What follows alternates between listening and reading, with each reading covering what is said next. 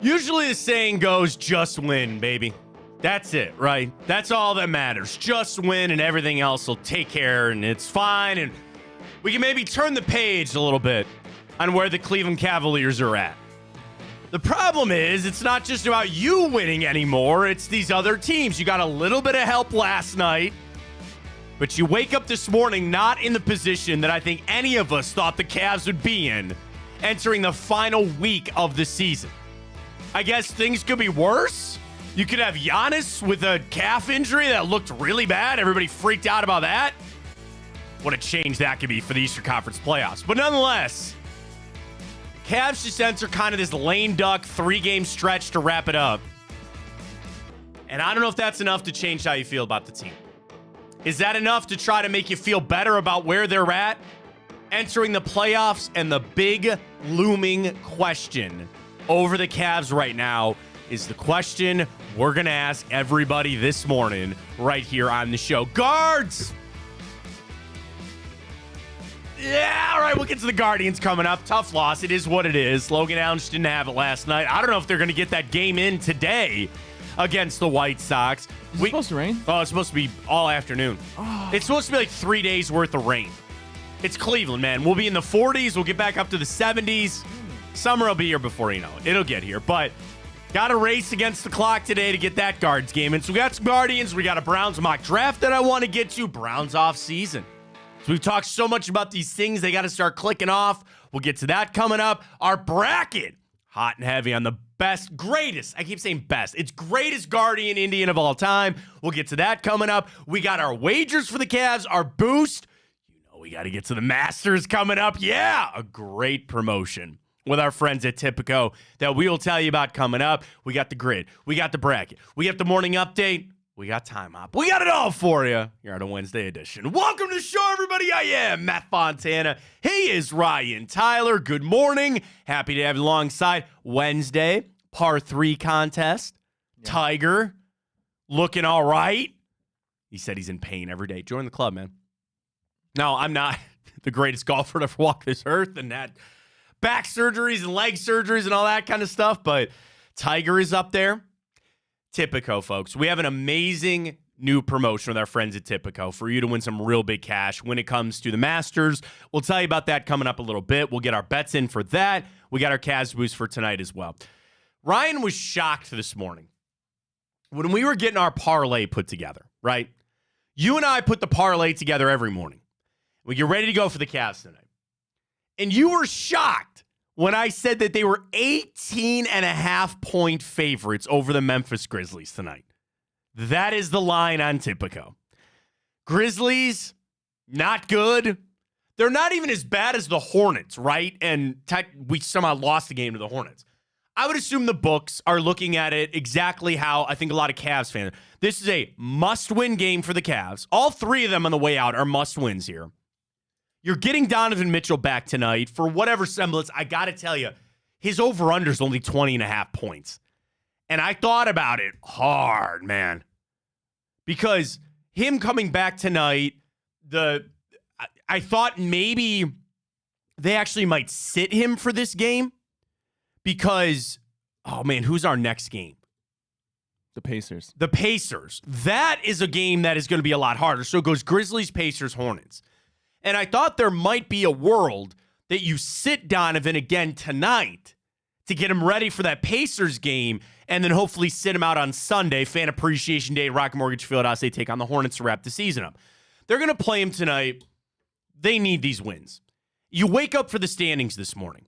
We are tied for 4th with the Magic, and the Knicks are now a game ahead of each of us. Knicks got a win last night. Magic fell to the Rockets. And I think that's a tough thing as all this plays out in the East. And saying this knowing that they have a 14-game lead over the Bucks. There's nobody in the East except the Celtics. Everybody else is battling problems. The Orlando Magic are the 4 seed, right? They're not a really good basketball team.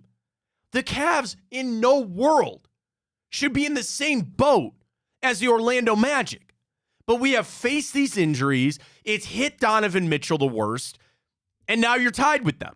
The Cavs are a better team than the Knicks. Without Julius Randle, they're a better team than the Knicks, or at least they should be. And you find yourself in this position. So that's why I say just win.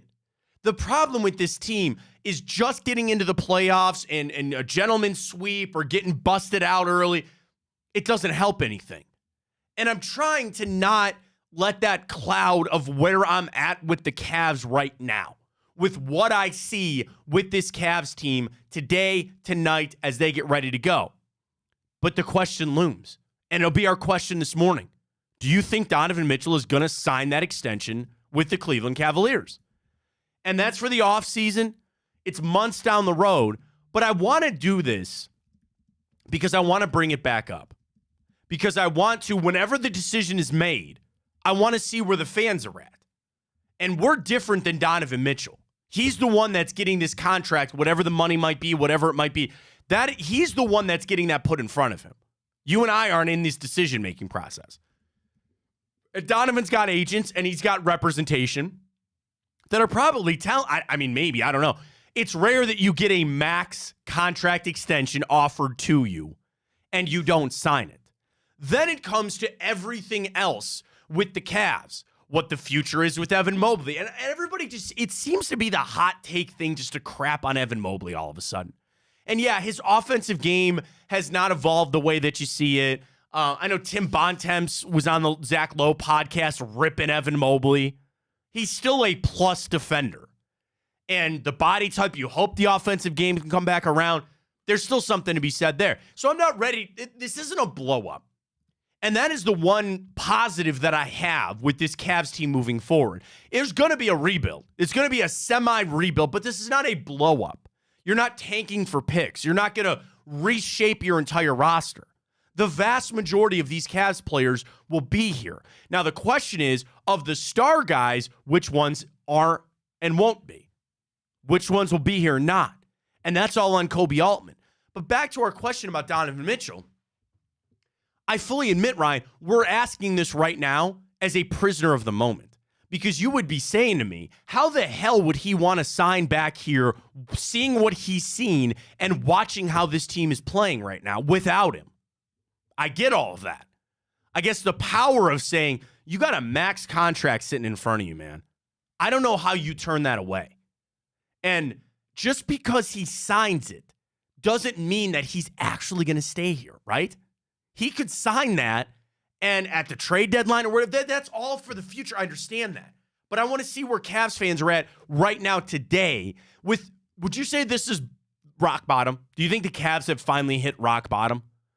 Because there were tough stretches that we played. You were never in the position that you're in. You are out of a home court advantage in the first round. You've fallen to the fifth seed. I tried to look this up. When's the last time the Cavs were in the 5 seed? It's got to be 4 months, right? Oh, this season. Yeah, this season. When's the last time they were in the 5 seed this season? It has to be months. You got to fight your way out of this. And the problem is, even if you win all 3 of these games, you still might not get back up to home court advantage.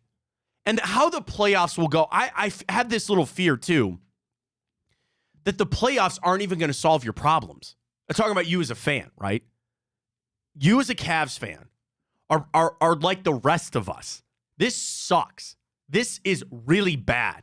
And it's not only frustrating to watch, it's frustrating because you can't see the light at the end of the tunnel right now.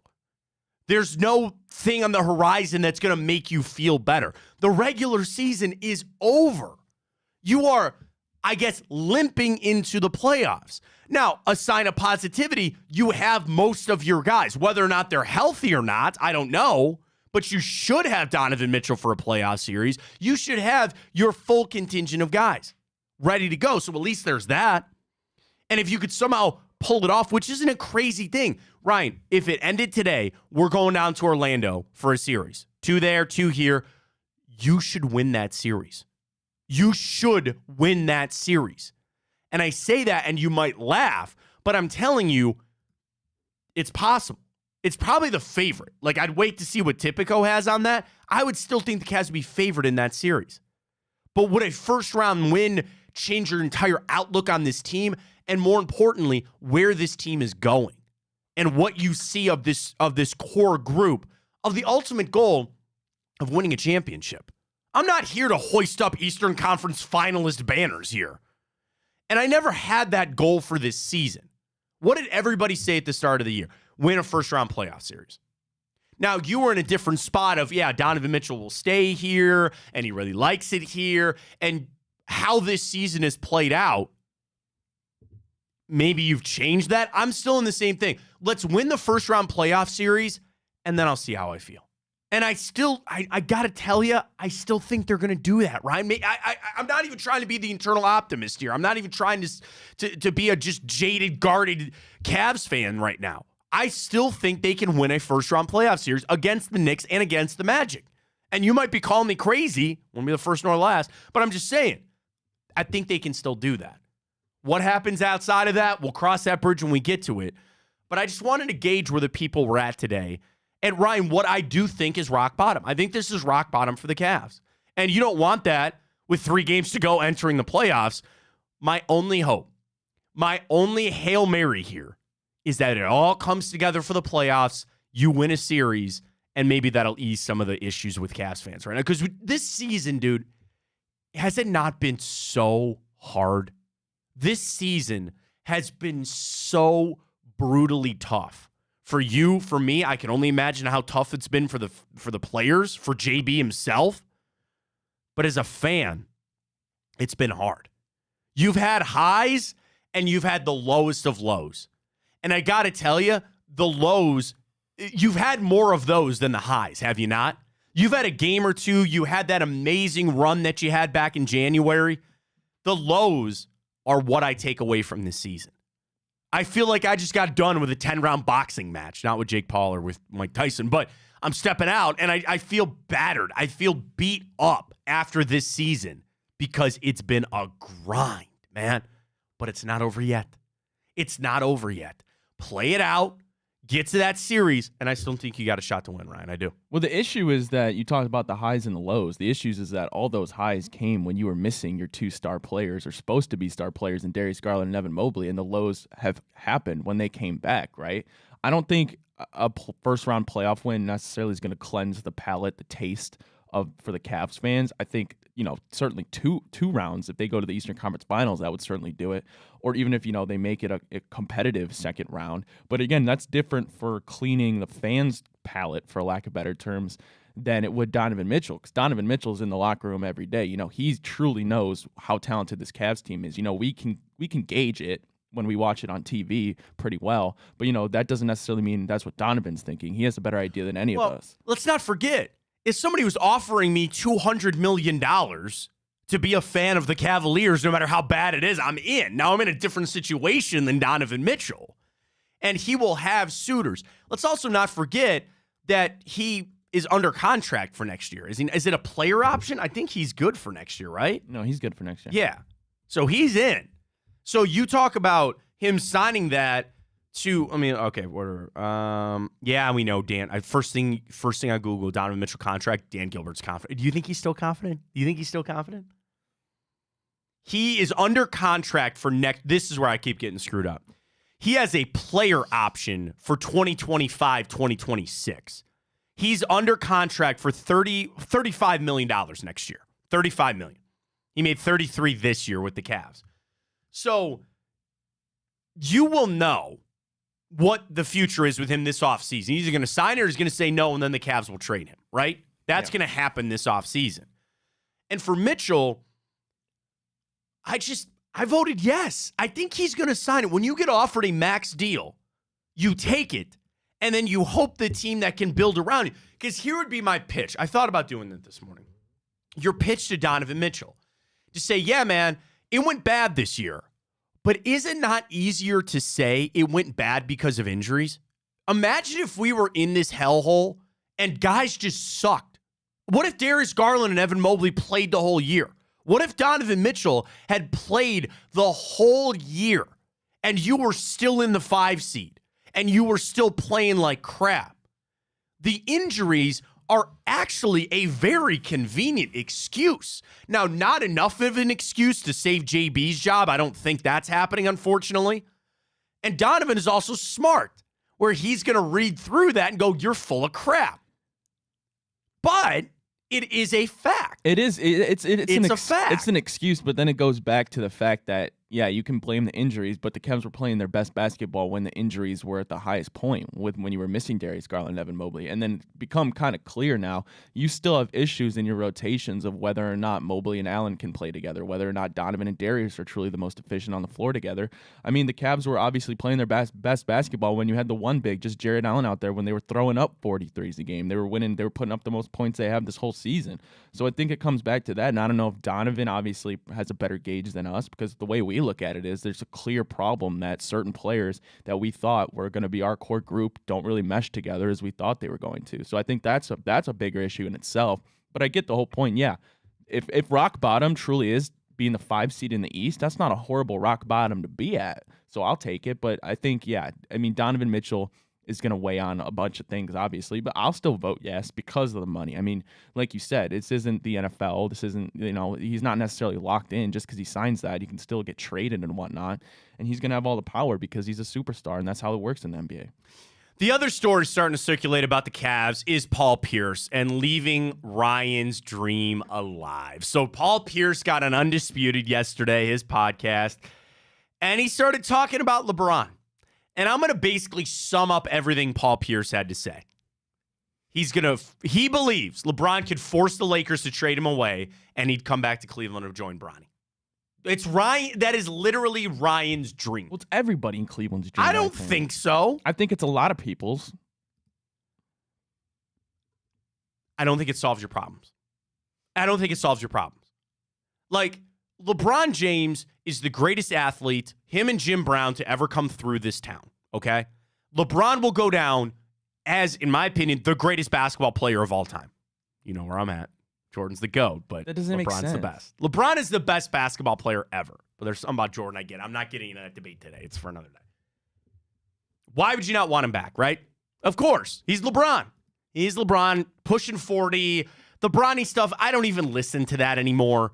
They got to figure out. I think this is the ploy of LeBron to see where Bronny might go and all that kind of stuff. It is his dream to play with his son. And I don't want to take that away from him. That's fine. But they brought up trading Donovan Mitchell. If it came to a point where Donovan Mitchell said that he wanted out, yeah, I thought about posting this question this morning. But it's blood money, Ryan. People get all pissed about this. If you had the option to trade Donovan Mitchell for LeBron, would you do it? I know you would. Well, I didn't say that. Okay. But you just want Bron back. I still value winning games and having the best team on the court more than I do LeBron coming home. I'm good with LeBron. I'm good. He can stay in L.A. I think he wants to retire there. But if Donovan wants out anyway, you might as well. But the thing is, I'd rather actually that doomsday scenario, Donovan Mitchell wants out. He says, I'm not signing this extension, or if I am going to sign it, it's going to be a sign and trade, and I'm out of here. I don't like what I see. I can't handle this team. I can't shoulder this load anymore, and I'm done. So you want picks, though, over LeBron? I would rather have a future. See, that would be the question to ask. That would be the question to ask. If you had to trade Donovan Mitchell, would you rather trade him for LeBron or future or picks or a future? I'll leave it up to you, man, because it's blood money. People are going to get so mad. But it's not us. It's not us projecting. But it's also Paul Pierce just pulling stuff out of his butt. It's not like Paul Pierce is actually going off of factual things in this. He's just bringing it up as a possibility. Yeah. And of course, what happened? He got all the run. Got all the run for his podcast. He got on there talking about LeBron. Of course it is. The other thing, what does LeBron want? I don't think he would want to come back here. He just wants to play with his son. But he could probably do that in L.A. if Bronny really is just going to be a second-round pick. But if you're going to play with your son regardless, why not do it in Cleveland? Because with the chance to potentially win a championship. Yeah, now, but I would say it's not likely, the Lakers, I mean, you would feel like he's got a decent shot with the Lakers. I guess you would say, you look at the craziness that is the East, and you might actually feel better about coming out of the East versus all those good teams out West. I guess that would be a factor. I think a factor into it is he still cares about his son's playing career, gauge what do you think is the better place for Bronny to develop? Okay, I'm glad you brought that up. LA or Cleveland. You can't have both of those. You can't eat your cake and have it too. But why not? I'm saying if you're going to play with your son, regardless whether it be LA, whether it be Cleveland, then you would factor in, okay, but well, the ultimate figure would be... One's got to be a priority over the other. What is the priority? Playing with him or helping develop his career early? But you can have both. I don't think you can. I'm not saying you can help develop him early, but I'm saying if you're going to play with LeBron, regardless if it's LA, if it's Cleveland, then if you have not that he has his choice, but you know what we're getting at, is then you would factor, okay, the next deciding factor to make my decision is where do I think is the best for my son to go? I don't know. And it's got to be relative. And I say this not to be a jerk at all, but Bronny is not his dad. And I know LeBron has spoken on that about how he regrets naming him Junior and all that. Your dad is the greatest basketball player of all time. Bronny is an NBA talent, but he's not a lottery. You know what I mean? Like, just he's not a lottery pick. And I'm sure that he has a chance to carve out a nice career. The one thing about Bronny that is at an NBA level, his defense. Yeah, his offensive game might not be there, but you read and you understand what some of these NBA draft people say, and they go, he can be a good NBA defender. He could be, I don't know, Isaac Okoro, right? Hit some threes and play some defense. That plays in the NBA. Bronny is a guy that potentially could have a good role in a team, but he'll never be a star. He'll never be the guy. So you're right. Does LeBron want to help set his son up for that success? Potentially. Or does he just want to get him to come to some team? Because here's my point. Whatever team LeBron goes to will be a playoff contender. Bronny's best option is to go to a crappy team where he can play. Bronny, at least at this point, on a championship playoff level team, he's your fourth guy off the bench.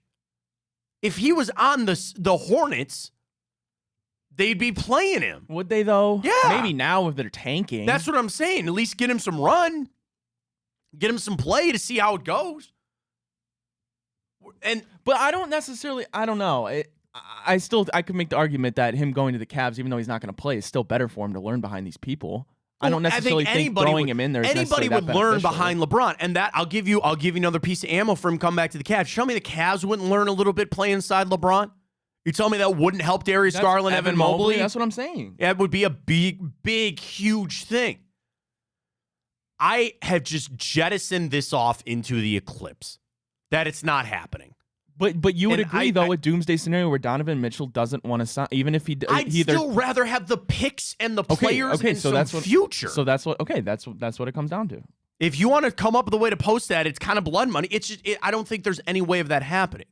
And again, it's answering our first question. Do you think Donovan's going to sign that extension? The extension is not always of like he's actually going to be here for another 4 years.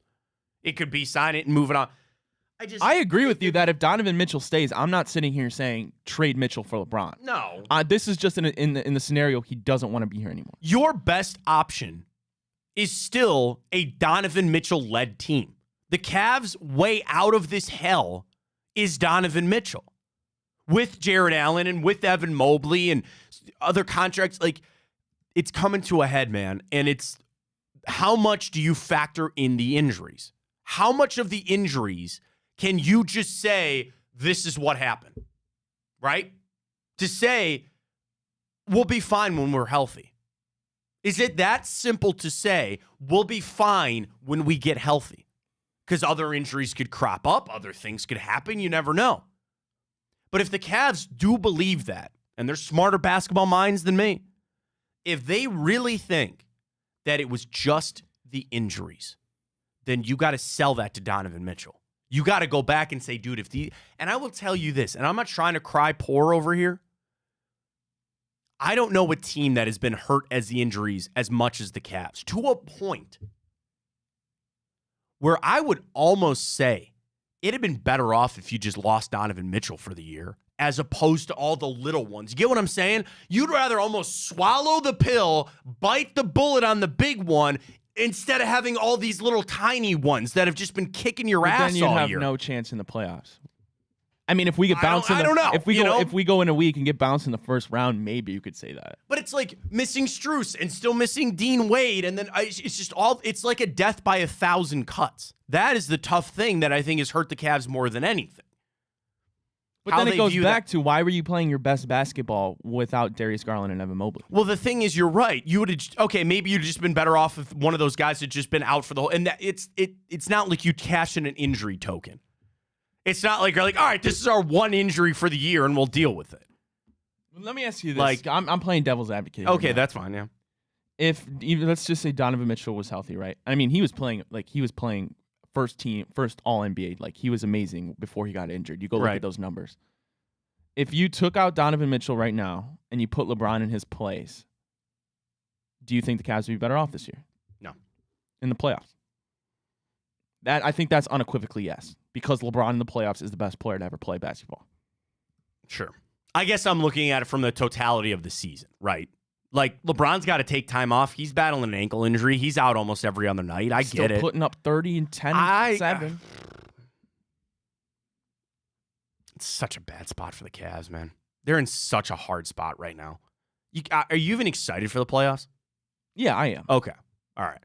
Save that for a question next week. I do want to ask people that because playoffs start next week. I don't know how you couldn't be, because that can determine the next 5 years of your team's future. People are just so apathetic and just so kicked in the gut, they just don't care.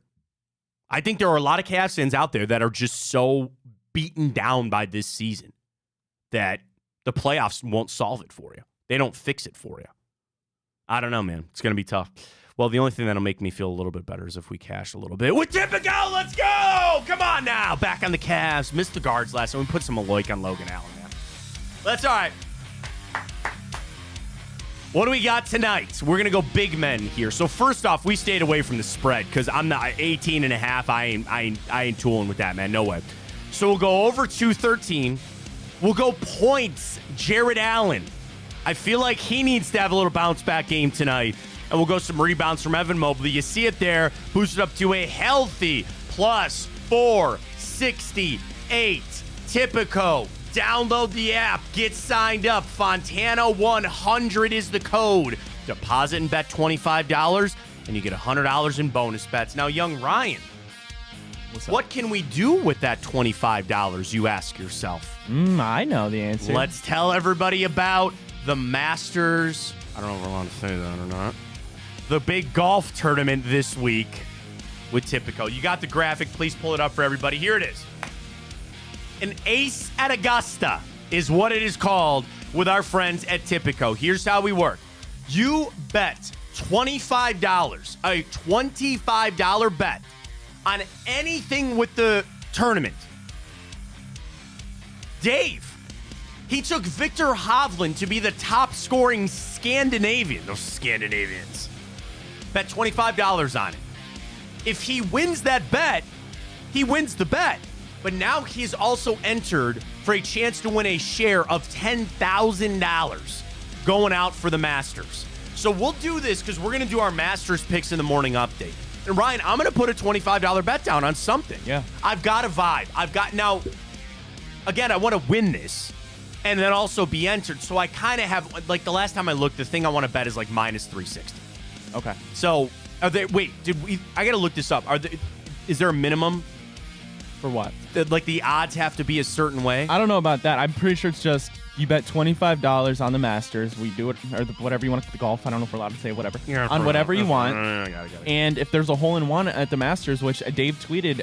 Says any golf bet, we're in. Dave any tweeted, golf bet. On average, according to good old ChatGPT, 2 to 3 hole-in-ones every year at the Masters. So all we need is one to go in. You bet that 25 and you get that share, the $10,000 in potential. Yeah. There it is. Yeah. You'll get a share of $10,000 in bet credits.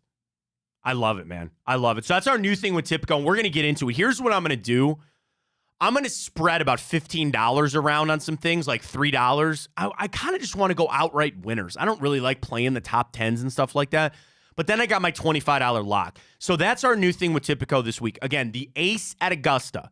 You put $25 down on the golf tournament this week, and you'll be entered. Well, really, you will get a share of that $10,000 in bet credits. You just got to put a $25 bet down on something, anything.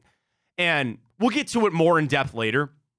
But like exactly kind of how Dave did it. If I go on Typico, round leader, do you know the other thing that I was really staring a lot at? These matchup pages. Like, who do you think is going to finish higher, Max Homa or Sam Burns? I lean Sam Burns there, by the way. Is there a Tiger one? There's Tiger to make the cut. Tiger is not in any of these, 1v1. Brian Harmon, Cam Young. Who's going to finish higher? Ooh, how about this, Matt? Will there be a playoff? Yes, plus 330. Wouldn't that be crazy? Make the cut, top scores, the specials. Wait. I wanted to look at finishing positions. This is where it's at, right? The top live golfer. The top United States, the continental Europe. All of that is there. Round leader, round matchups. Matt Fitzpatrick, Dustin Johnson. Over 72 holes. Who's going to be better? Patrick Cantlay, Will Zalatoris. Who's going to be better? Place your $25 bet on that, and you're in. How about this? You could do the grouping, too. Yeah. Group A, Scotty, Rory, Rahm, Schauffele, Brooks Koepka. Brooks at plus 650 in that group. Matt, before the end of the show, we should pick this because this is kind of fun. The first round after the first day, who's leading? Because Scotty Scheffler to win the whole thing is obviously plus 300 some, but Scotty Scheffler just to lead after the first day plus 1100. I feel like there's guys that come out of the woodwork and really lead that day one. Here's another one. Top Canadian. Mike Weir, not going to be it, former champion. Nick Taylor, Adam Hadwin, Corey Connors. Corey Connors playing really good golf. I kind of like Adam Hadwin at plus 260.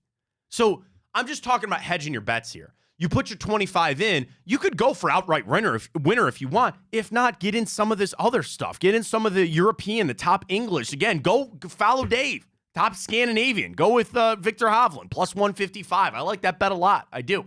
Get signed up. Get the $25 in bet for the golf this week, and you'll be answered for a chance. If there is an ace, chance to win $10,000. No, I'm sorry, a piece of $10,000. We're giving 10,000 bet credits out. And if you place a $25 bet and there is a hole in one, you will get a piece of $10,000 worth of bet credits that'll be passed out to people on Tipico. What do I love about Tipico? You're betting like you normally would. And there's all these great rewards, the cash, and you get the cash back on that. You still get the cash back rewards for placing this bet. They make it as easy as possible as they can with our friends at Tipico. All right, I want to get into more with the Cavs. I want to dive into the stats for tonight as well, the trends. Got to talk a little Guardians. We'll get to some Browns as well with a 2-round mock. We got it all locked up for you. Big Play Wednesday right here, streaming. We're up on Twitter. We're up on YouTube and streaming on Twitch at Matt Fontana Show. Follow all over. Watch all over. We got it for you. Browns, Guardians, Cavs, all next. Stay with us. Well, how do they know I'm doing this? Did somebody leak this out? It's social media. Oh. That's the way social media works now. I thought maybe you were just running that yep.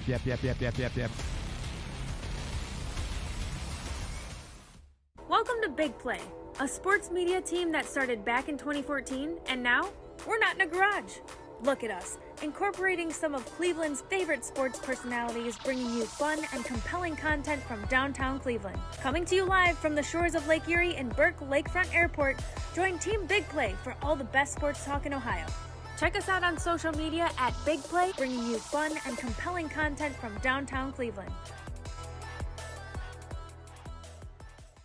Anthony Schlegel, just how physical he was.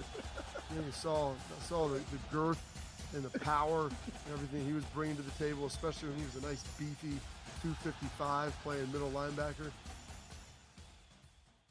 We were called soft last year. You don't want to be soft, especially when you come to the playoffs. So that's going to be a process throughout this season of establishing us as a harder team here in the How does an Ohioan build the perfect parlay? Who's got something? Big guys looking for long odds. The kids in Columbus are covering better than anyone, and at even odds. If it's even, I'm leaving. Listen, our championship DVD starts today, all right? Dude, I just got an invite to a Cincy playoff watch party. Shut up. Cincy, State, Cleveland, the perfect parlay. I'm a genius. For the best odds on Ohio sports, bet with your cojones. It is Spanish, dummy. Bet with Typical Sportsbook. I don't buy into this nonsense, this conspiracy nonsense that he's got his money and he's dogging it. That's ridiculous.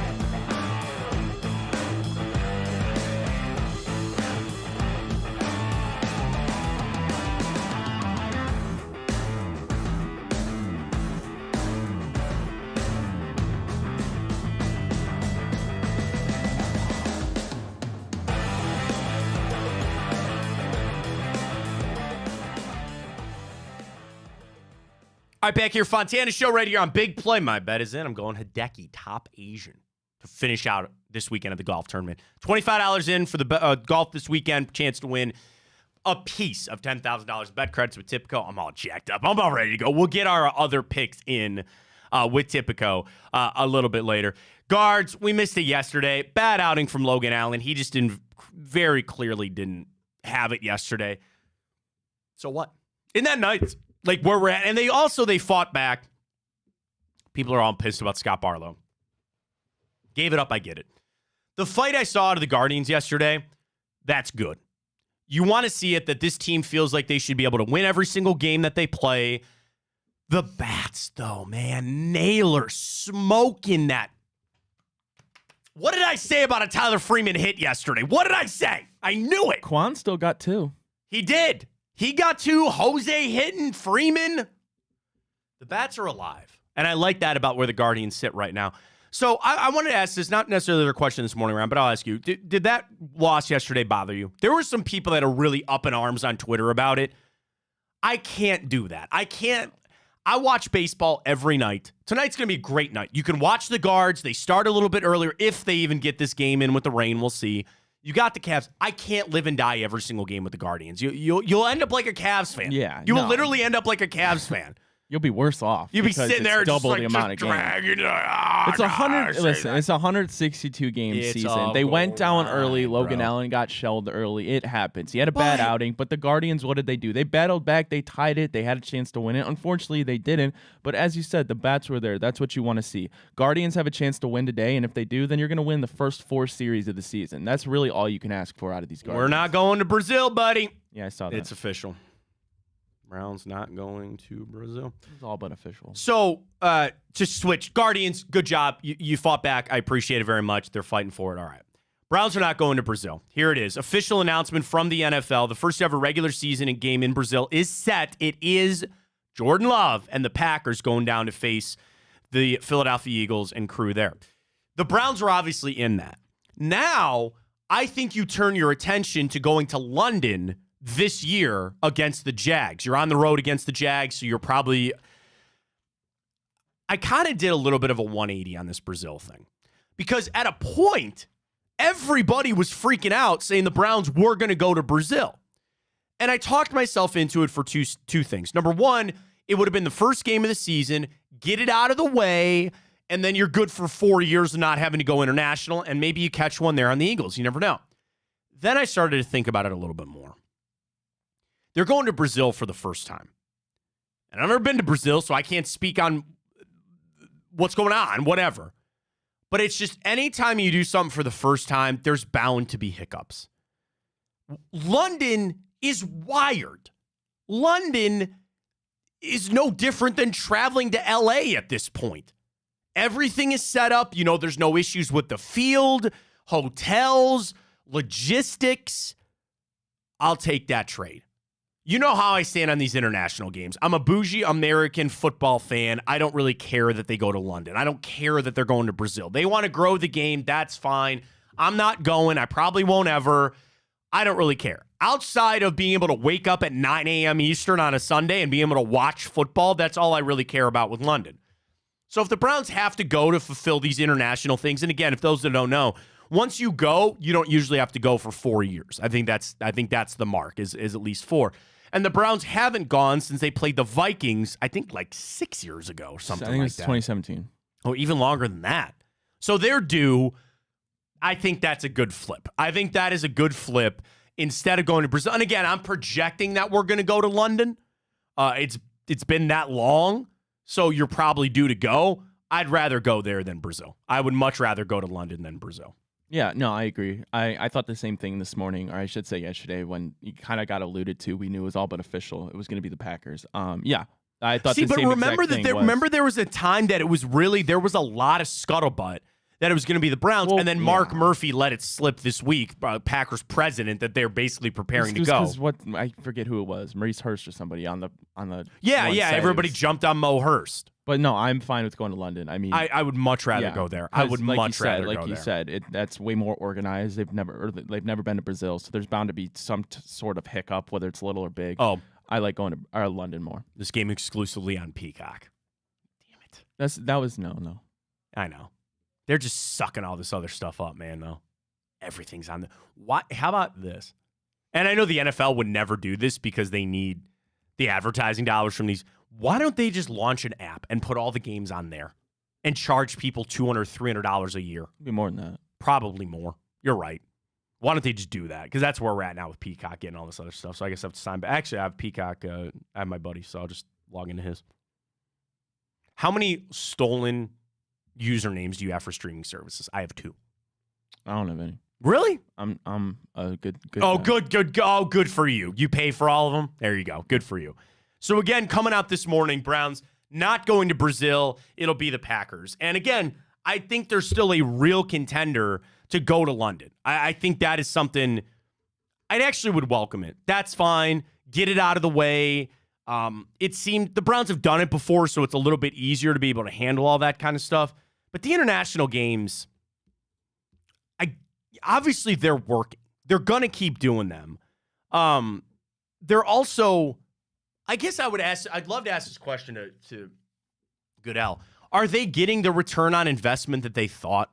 Are they really cultivating a worldwide sport here? Are they getting these fans that are, it's not just the travel, right? When they're doing these games, they want fans in London. They want fans in Sao Paulo, Brazil to become an Eagles fan, to become a Packers fan. And I wonder if that's actually happening. If they're actually accomplishing what they're setting out to do, other than being a giant headache and a giant pain in the ass for the teams. No team likes going there. Jacksonville signed their lives away. I don't know why, but no team likes going. It's a logistical nightmare. The players get all screwed up. I think it was Chris Long. He was on a podcast, and he's like, when you go on the way there, you have to sleep. You got to sleep the whole flight there. Then on the way back, you got to stay awake. So imagine just getting done playing a football game, getting on a plane, depending on where you're going, of a 7, 8, 10-hour trip, however long it is. Imagine going to L.A., and you got to stay awake. That's Why? A grind. Because when you come back, it's the time shift. When you come back, you basically have to get off the plane and go to bed. Oh.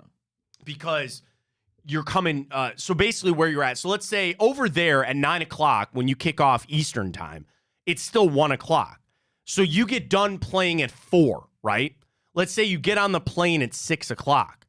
It's still only 2 o'clock here. So when you arrive, it'll be midnight or 1 a.m., but it's really only 9 p.m. here. You got to get off the plane and go right to sleep. Because if not, if you sleep on the plane, you're going to be up all night, and then you're thrown off for the rest of the rest of the week. And I do think they should be giving these teams buys when they come back, especially the West Coast teams. And Jacksonville's just kind of done this thing where they'll go there for 2 weeks in a row or 3 weeks in a row. That's how they should really set it up. Here's what I've always said.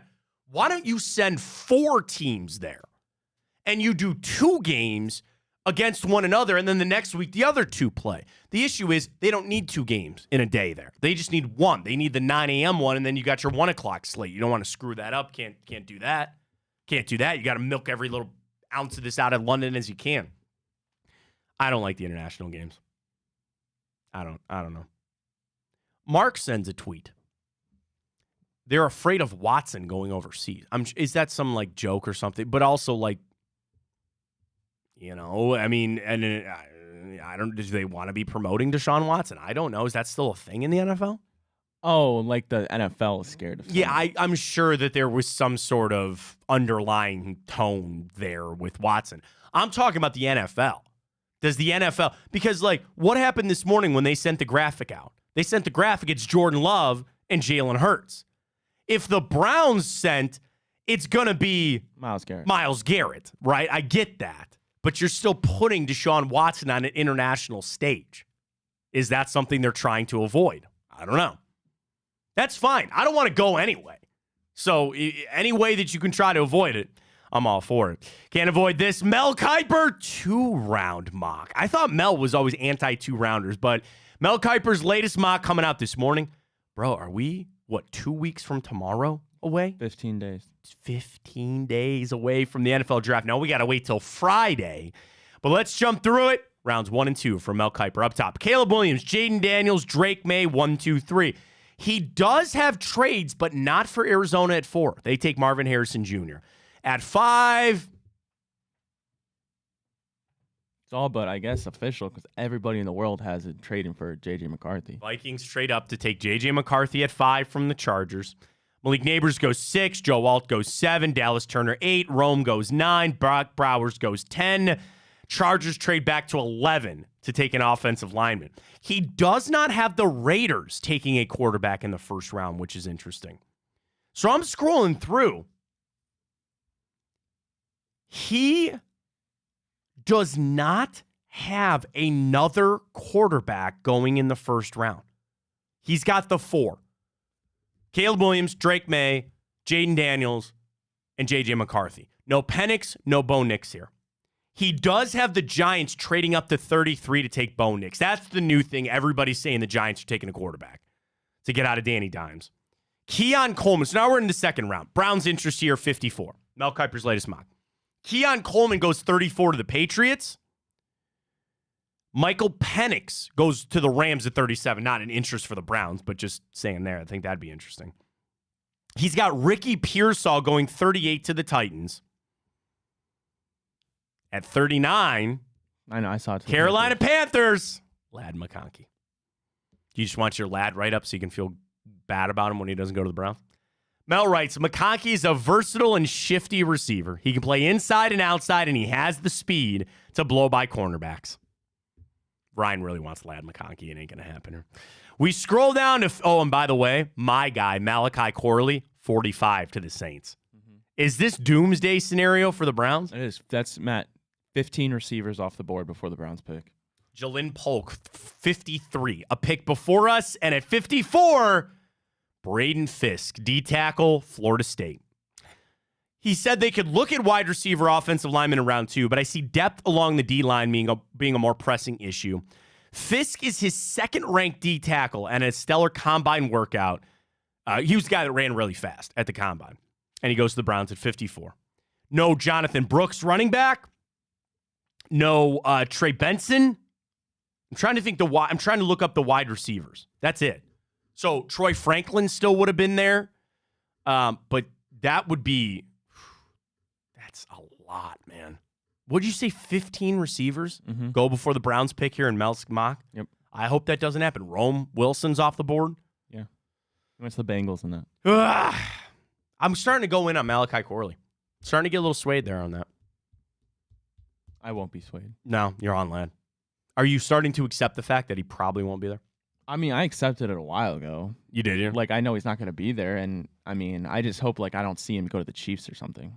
I mean, at 32, that has been a lot of what people have looked at. They're starting to say that that's going to be where he goes.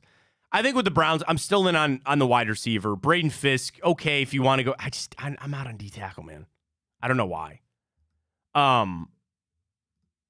Yeah. Like, I know you need depth there at the D-line position. I need a wide receiver. I need another wide receiver on this team. I think that's exactly where I need to be. Now, if your guys are all gone and there's no options, you got to take best player available. I get it. That is the negative part about being where you're at in this draft. You don't have other positions. You can't move up, move back, move up. I mean, it's going to be a debate for the next couple of weeks to get ready to go. But, again, Braden Fisk in Mel Kiper's latest mock draft. There it is, 15 receivers. Get out before the Cleveland Browns. That would be a borderline doomsday scenario. Back to the Cavs we go. Ryan, please update our Twitter question up at Matt Fontana Show. Do you believe now that Donovan Mitchell is going to sign this extension with the Cavs or not? Early results, please. Not really close, Matt. Woo! 69% Nice. say no. Nice. And 31 say yes. I would have to think that a lot of people are just at this point so out on the Cavs. Like, would you agree that it's hard to find positivity about this team right now? You can't find anything that you're trying to grab onto. And the ultimate question remains, do you believe that a first-round playoff win can sway things with this organization? Do you think that if they win a first-round matchup, whether it's the Knicks or the Magic or who else ever, that would sway Donovan Mitchell's opinion, that would sway how they feel about J.B. Bickerstaff, And that is kind of the futility that I feel like Cavs fans have right now with this team. You're down bad. You don't see the light at the end of the tunnel, and you're struggling because you know even if you win these games, even if you win that matchup, it still might not change anything, man. And that's frustrating. That's really, really hard for a lot of Cavs fans because you want to have hope. The Cavs fans are void of hope right now. And I try to bring up some good things. The core is here. There are some good rotational players here. It's not you're throwing everything out.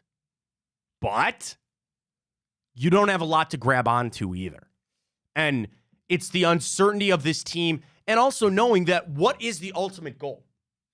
Like, what is the ultimate ceiling for this Cavs team? Everything could go right and you still feel like they're just, an Eastern Conference team, right? It's not if all these dominoes go the right way, we're going to be going winning Larry O'Brien trophy, right? I'm saying, like, it's just, how else do you look at it? How else would you be able to look at it as a Cavs fan that even if everything fell right, do you still feel like you're in a position to win a championship? And I don't know. What? How many first rounders do you think we get back for Donovan too? Three. Yeah. I mean, they'd be protected. Some of them might be lottery protected. I don't know about, who has what picks. And then the ultimate other question is, where does he want to go? Because if you trade him, there's two ways that this plays out. If he leaves. Number one, you trade him on the current deal that he's on. Now, the issue with that, you're not getting back what you would get if he was signed up. You're getting a 1-year rental player, and no team is going to give you up a massive amount of picks. The other side of it is a sign and trade, which also, I got to look up the rules on this. Can you sign and trade a max player? I think there's rules with that. But anyway, even if they sign him to a deal and then trade him away, you're then contingent on trading him where he wants to go. I know you don't have to do that, but what team would trade for Donovan Mitchell unless he really wanted to go there? Then you're talking about teams that might not have all the picks, and then you're going to ask them to go out and get some picks or a 3-team trade. That's where the Cavs made a lot of hay. They got into these 3-team trades and picked up Jared Allen and picked up some of these other guys because they were the third team to take on a salary or do something else. It's going to be a lot. Why do you have the trade machine up? What are you doing? I'm just cooking up to see what's going on. But I can't. It won't let me do anything with LeBron yet because he has a restriction until June 29th. Oh, there it is. So, yeah, then what are you doing with that? Don't even worry about it. What do you mean? But in the summer, they could trade him. But for what? Like for Donovan Mitchell. But the other thing is you're going to have deals in front of you. Would you really hold out for that? Is that not like tampering? No. I'm just saying, like, if he's got a I guess you're right. It's not tampering. I guess my whole point is if he's got a restriction, how can you get a trade done before? I don't know. The only reason he has a restriction, it's going to get up. The only reason he has a restriction is because his contract is set to expire and he has an option. So it won't let me do it now. But, like, once the NBA... Or if he picks up his option, then it goes away, maybe? Well, yeah, no. Wow. So, like, he has an option after next year. So it's this trade machine's operating because it's operating as though I'm trying to trade this season. Yeah. Okay. Or like, yeah, not this season, but like before his, like, you know how the contracts work. Yeah. I mean, it is very, very hard. It's very tough with all these contracts in the NBA. It's very tough for Kobe. I'm going to try to get anything done. So Ryan over there firing the tree. Do you want to try to go? You want to try something else? I'm going to see if we can get Luka Doncic to Cleveland. Okay, Luka for Mitchell.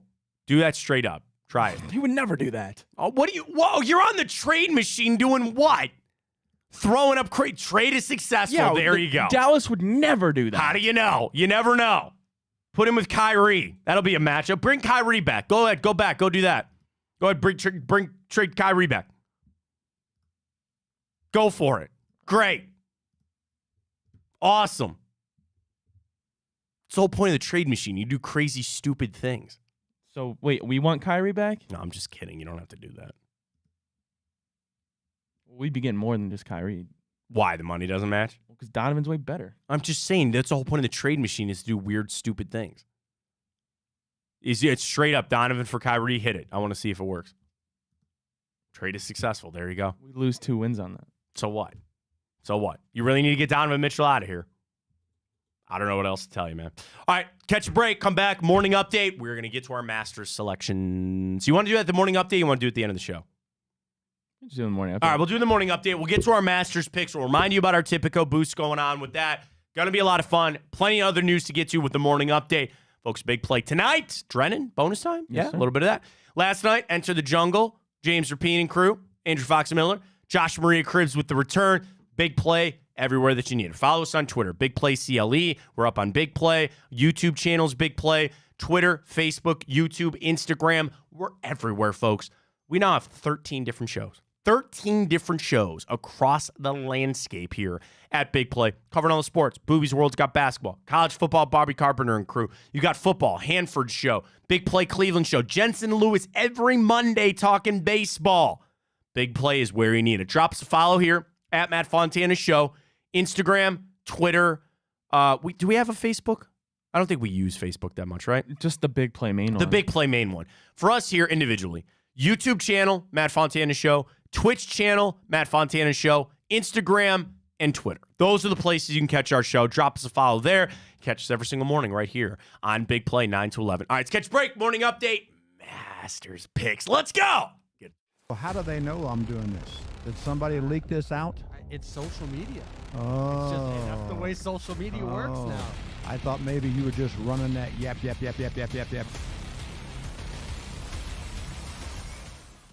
Welcome to Big Play, a sports media team that started back in 2014, and now we're not in a garage. Look at us, incorporating some of Cleveland's favorite sports personalities, bringing you fun and compelling content from downtown Cleveland. Coming to you live from the shores of Lake Erie and Burke Lakefront Airport, join Team Big Play for all the best sports talk in Ohio. Check us out on social media at Big Play, bringing you fun and compelling content from downtown Cleveland. Anthony Schlegel, just how physical he was. You saw the girth and the power and everything he was bringing to the table, especially when he was a nice beefy 255 playing middle linebacker. We were called soft last year. You don't want to be soft, especially when you come to the playoffs. So that's going to be a process throughout this season of establishing us as a harder team here in the How does an Ohioan build the perfect parlay? Who's got something? Big guys looking for long odds. The kids in Columbus are covering better than anyone. And at even odds. If it's even, I'm leaving. Listen, our championship DVD starts today. All right? Dude, I just got an invite to a Cincy playoff watch party. Shut up. Cincy, State, Cleveland, the perfect parlay. I'm a genius. For the best odds on Ohio sports, bet with your cojones. It is Spanish, dummy. Bet with Tipico Sportsbook. I don't buy into this nonsense, this conspiracy nonsense that he's got his money and he's dogging it. That's ridiculous.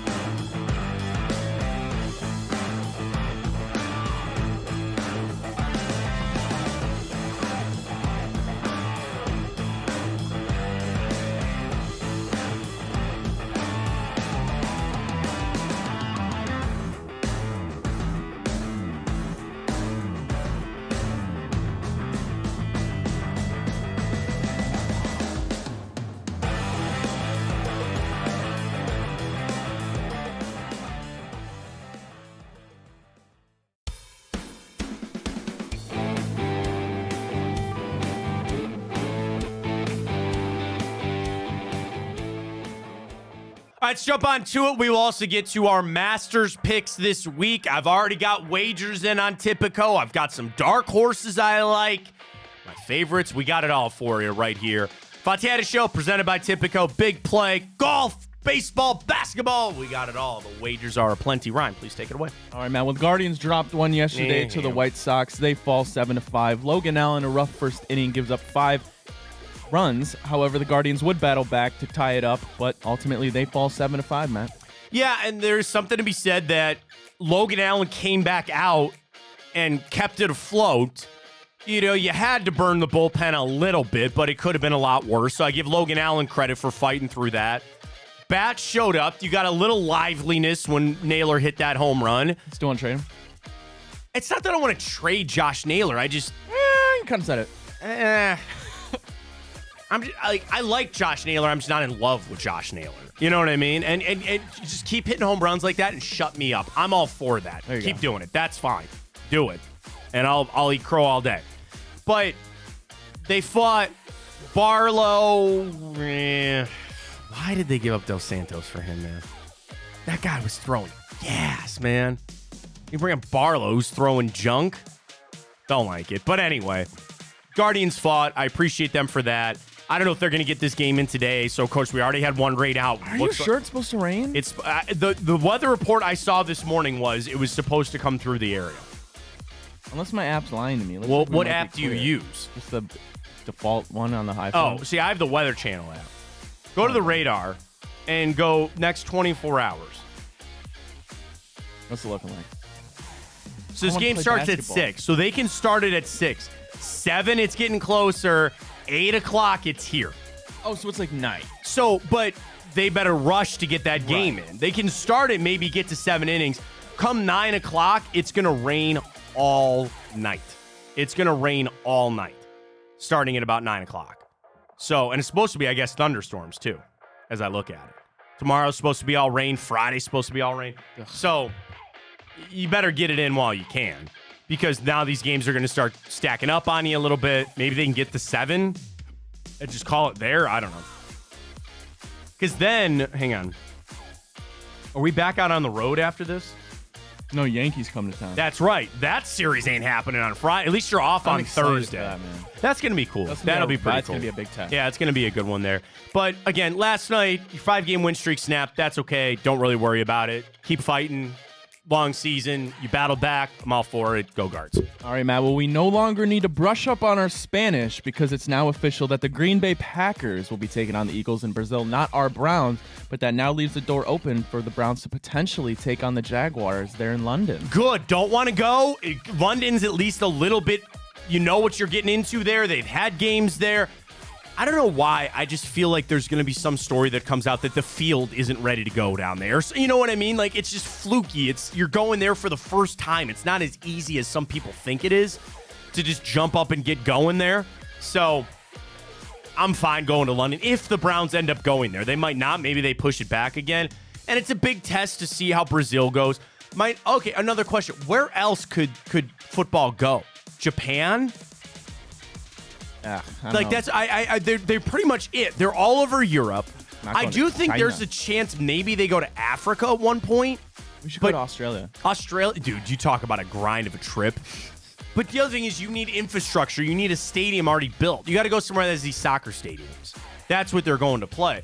So I know that they're formulating, and I'm sure they're scheming, and they're trying to find the next place to go. I think they're about tapped out. Try Brazil, see how it goes. The other thing people are really upset about, they're playing on Friday night. They're kicking the season off on Friday night.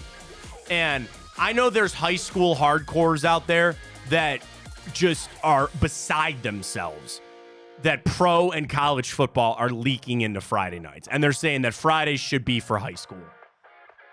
I don't know what to tell you. It's a losing battle. You're not going to win that. For all the money that's up, for all the dollars to be made, they don't care. They really don't. And I'm in a position right now where my son is not playing high school football, so it's like I'm not going to be out at a game on Friday. I'll just be sitting at home. So, yeah, I'll watch college. I'll watch pro football, sure. Maybe there will be a time that I care, but even then, what's that, 4 years? If my son even plays football, 4 years ago into games, and I could just still have my phone out and watch the game there, whatever. I'm not one of these people that get up in arms, but I respect that people are upset that they're invading what is the sanctity of Friday night football. It's all about the dollars. The NFL could play more nights, they would. Like, there's a world that they start playing on Tuesdays, right? where you get them Thursday, Friday, Sunday, I would Monday, love that. Tuesday, and then eventually when college is done, they'll play on I would love Saturdays nothing too. Right? And if they add, which is eventually going to happen, they add that 18th regular season game. You go to 2 preseason games and 18 regular season games with 2 byes. That's happening, man. They're going to start playing on Tuesdays. They're going to do that. And then because that gives them more flexibility to play the games and be able to get them a bye. You know what I mean? Like, they'll figure that out. They're going to sit down and hammer this stuff out so they can play.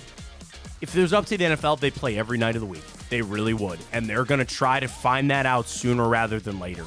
Maybe Saturdays during college football season, antitrust and all that kind of stuff, but I'm telling you, it's coming. You better get used to it. All right, Matt. Well, the Cavaliers are back in action tonight as they take on the Memphis Grizzlies. A gaudy 18-point favorite. We didn't quite include that in our boost, but Donovan Mitchell expected to be back tonight, and this is one of just 3 remaining games in the regular season for our Cavaliers. Would you like some statistics, some odds, some trends for you for tonight's game? Let's jump on into it. So we took the over at 213. The over is actually not a bad thing for Memphis right now. And in fact, on the road, Memphis 23-17 hitting the over.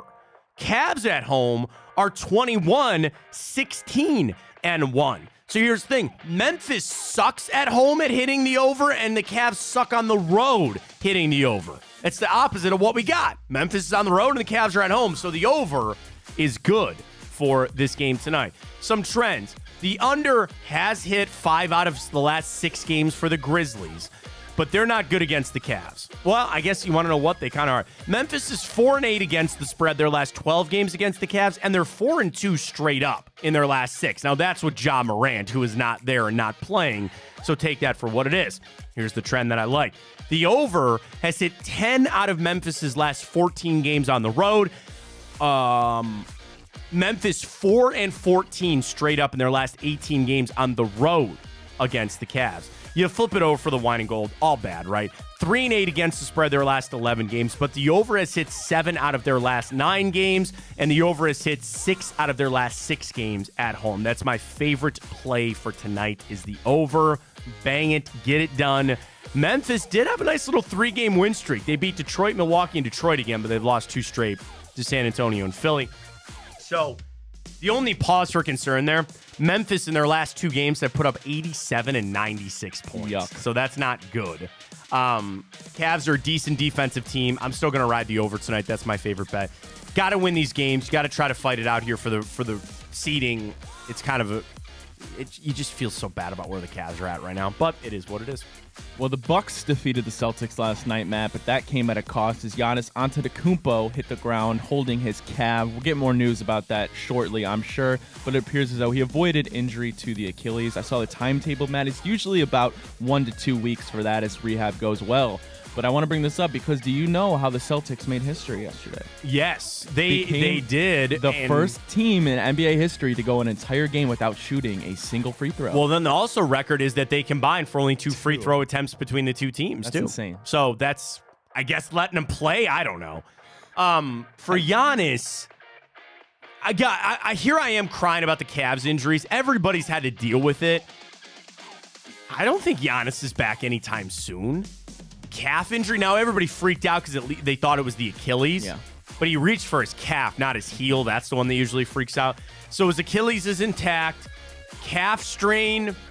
I don't know, man. Those can be kind of finicky. So now all of a sudden, it's furthering this is the Celtics and nobody else. You have no faith in any other team to put any fight up for the East.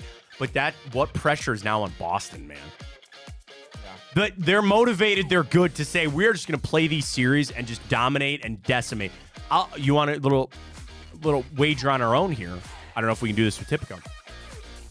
Over under the amount of losses for the Celtics in the playoffs prior to the finals. And if I gave you an over under of 3.5, what would you take? So for the first, second, and Eastern Conference Finals rounds, 3.5 losses. Would you take the over or the under? I would take probably the under. take the under. I'm taking the under. I think 3 is a good number. I think they sweep the first round. Yeah. Honestly, you probably at least maybe lose one in the second round, but Yeah. I wouldn't be shocked if they sweep. Yeah. And then unless really you go fall to apart 7, against like, who in yeah. the Eastern Conference Finals. If it was 3.5, Who's it in the Eastern Conference Finals for them right now? Seriously. Yeah. The Knicks? The Bucks? If they get healthy, sure. But if it was 3.5, I think I'd be slamming the under. I wonder if we can get that on. I'd love to get that on Tipico as a special boost. We'll talk to him. We'll see what we can do on that. Well, speaking of bets, Matt, let's get to it. Our Masters bets. Let's do it. Here we go. Remind everybody of the great promotion going on right now with Tipico. Here's how it goes. You bet $25 on any golf bet for this week. And if there is a hole-in-one, they are dividing up $10,000 worth of bet credits with Tipico. I have placed my $25 on Hideki Matsuyama being the top finishing Asian player at the Masters. Dave, with Victor Hovland being the number 1 Scandinavian. Folks, you can bet $25 on whatever you want. You just want to bet $25 for Scott Scheffler to make the cut at minus 10,000? You'll win, and then you'll be entered for a chance to win that 10,000 part of that $10,000 bet credits if there's a hole-in-one. Did you just curse Scotty? I don't think so. Let's go. Would you like my outright picks? So here's what I've done for Tipico. I've taken $3 and spread them amongst 4 different players. My 4 players. Number 1, Shane Lowry. A sneaky dark horse for quite a few people out there on Lowry. You talk about good ball strikers, he's there. The thing about Lowry is if he can putt, I think he's going to have a chance to do it.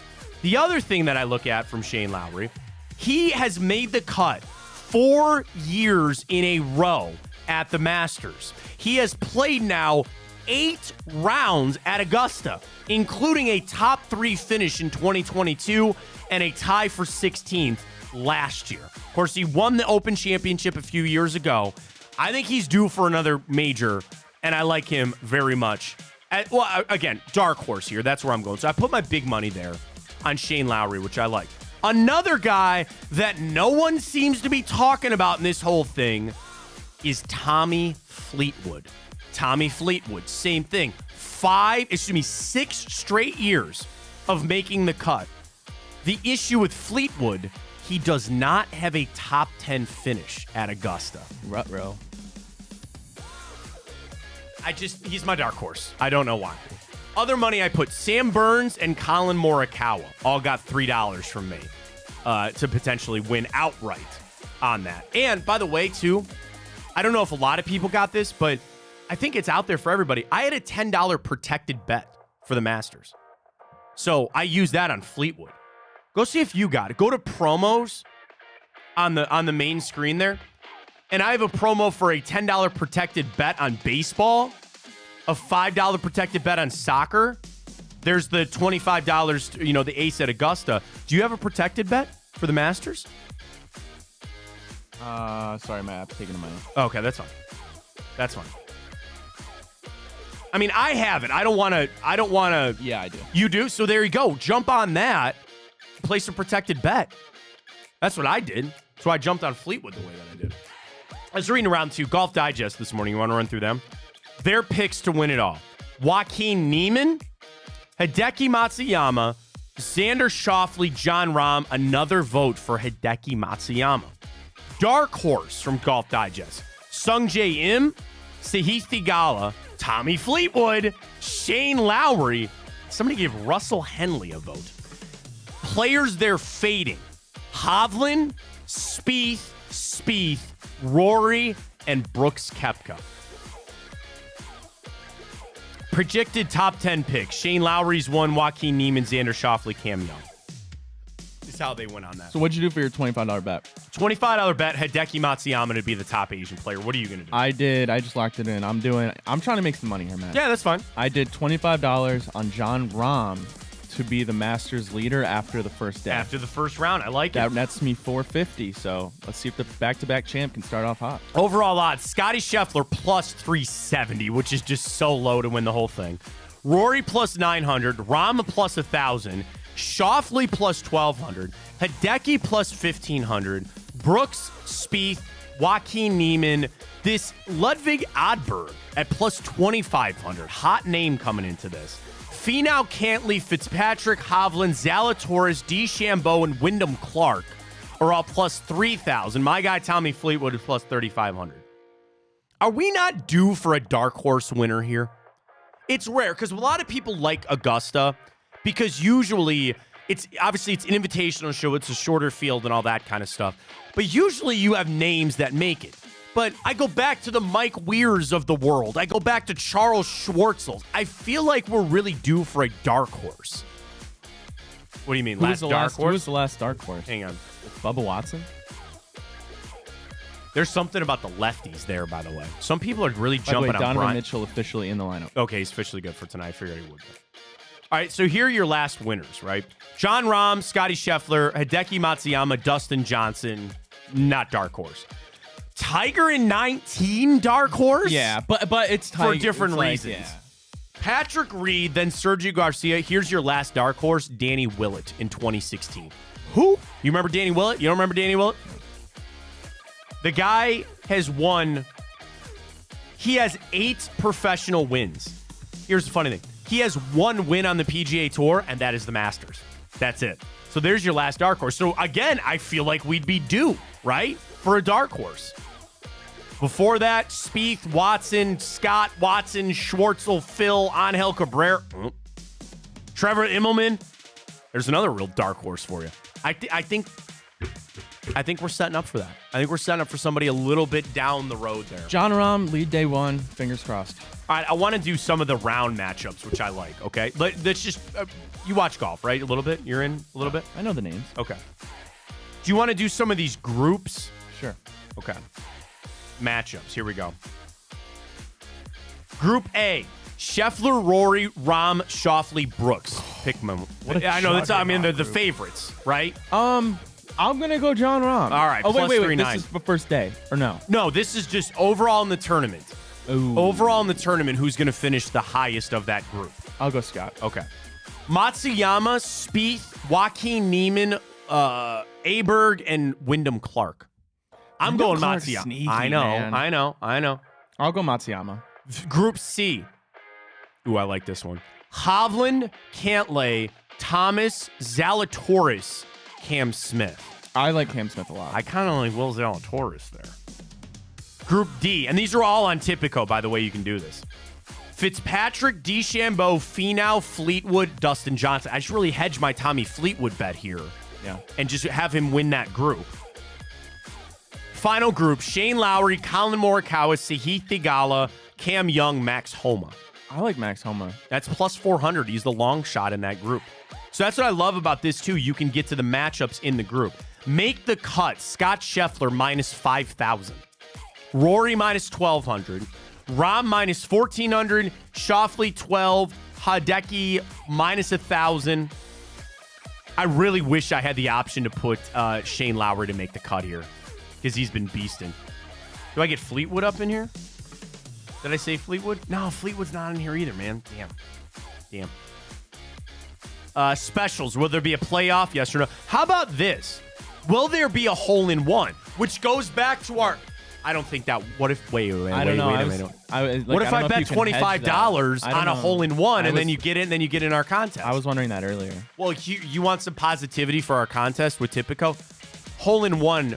anytime in the tournament is minus 230. Yeah. So that's really telling you there's going to be one. And if you bet $25, you're entered to win a share of 10,000 bet credits there. So that's good odds. A winning margin, 1 shot, 4 shots or more, 2, 3, or a playoff. I feel like it's usually 2, man. 2 would get you plus 400. Now. Plus 400.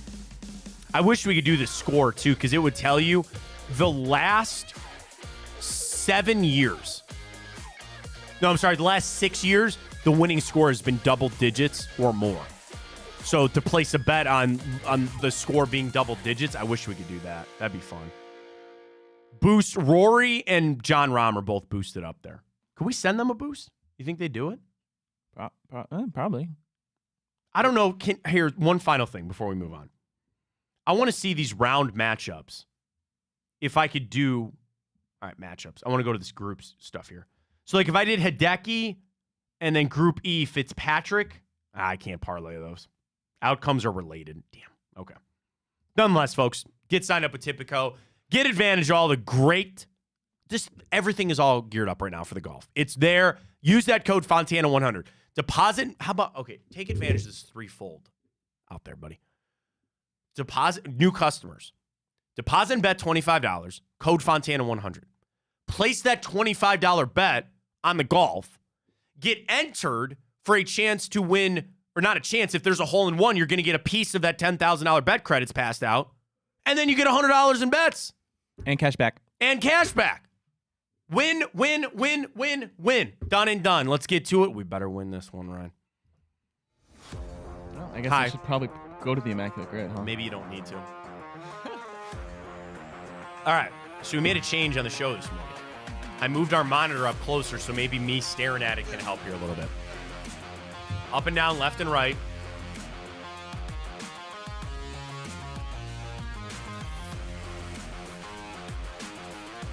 Deep breath with me now, ready? All right. 5,000 career rushing yards. I still have it running from yesterday. Go! I'm just going to rip Derrick Henry. Derrick Henry. Tiki Barber? He didn't play for the Raiders or Texans, did he? No. Tiki Barber. I mean, if you want to go Rudy Johnson. We just go Joe Mixon. Are you sure he's got 5? I mean, he's been in the league, what, now, okay. 8 years? Go Joe Mixon. Years?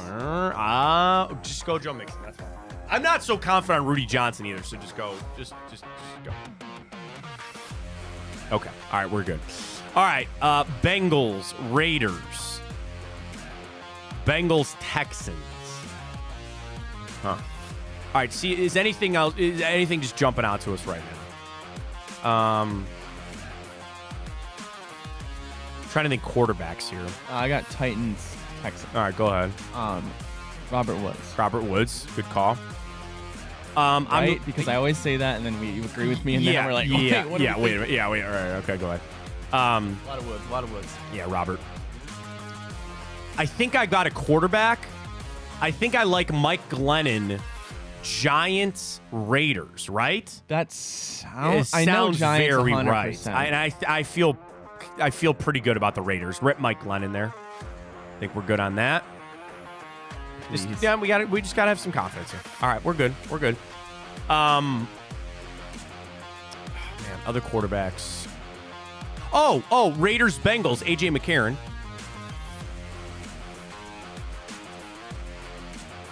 Okay. All right. Okay.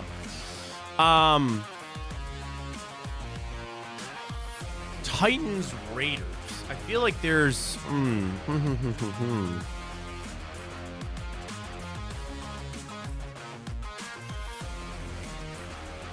not Jonnu Smith, because I don't think he ever played for the Raiders.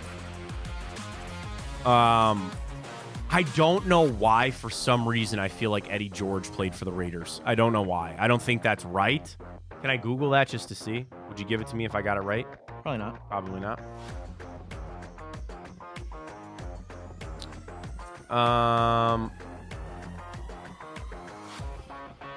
No. Dallas. That's where he went after that. Dallas. Okay, so good. All right, we didn't have it there. Texans, Giants. Tyrod Taylor.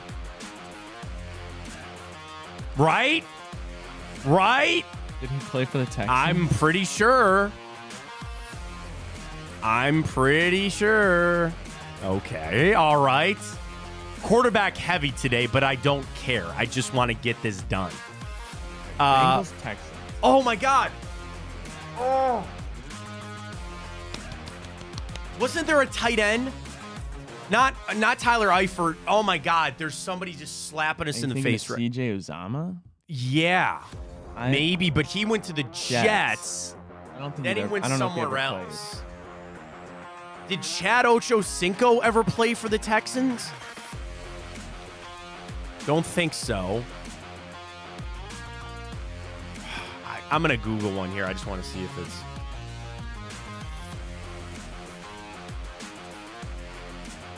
Yeah, that wouldn't have worked anyway. All right. Bengals and Texans.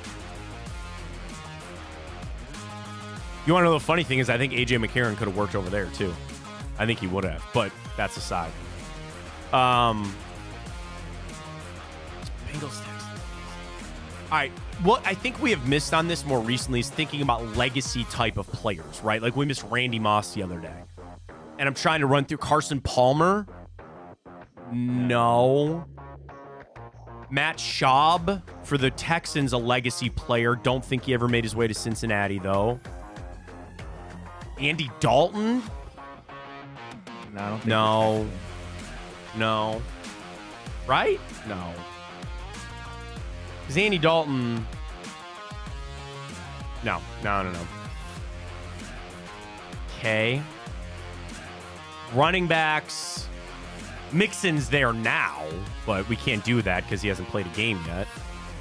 Wide receivers, defensive backs. That might be a tough one, man. That's going to be a tough one for us. Pass rushers, I really can't think of any. Zeitler didn't go there. Offensive linemen. Oh, man. Kickers, maybe? Kickers, Fairbairn. No. I don't think you ever went there either. All right, let's flip up. Let's go Titans Raiders here. Let's get the juices flowing there. Quarterbacks. Like, not unlike Josh Dobbs. I know the Titans. I know the Titans. I don't think he ever played for the Raiders, though. I don't believe so.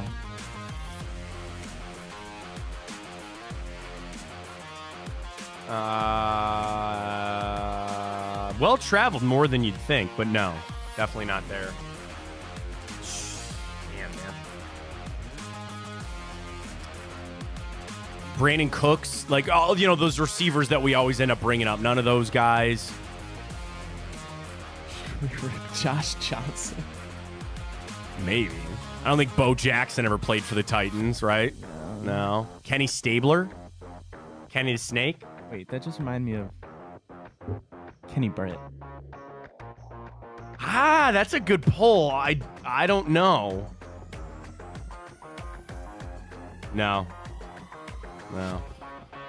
Actually, Kenny Stabler could have worked for Tennessee Houston, but it would have been the Oilers, which could have been the Titans. Well, wait a minute. The Oilers became the Titans. Rip Kenny Stabler. Do it. For Raiders? Yeah. I want to see if this is going to work. I think it's going to work. I think Kenny Stabler. Yeah! I cheated, but I don't care. All right, one more. One more? All right.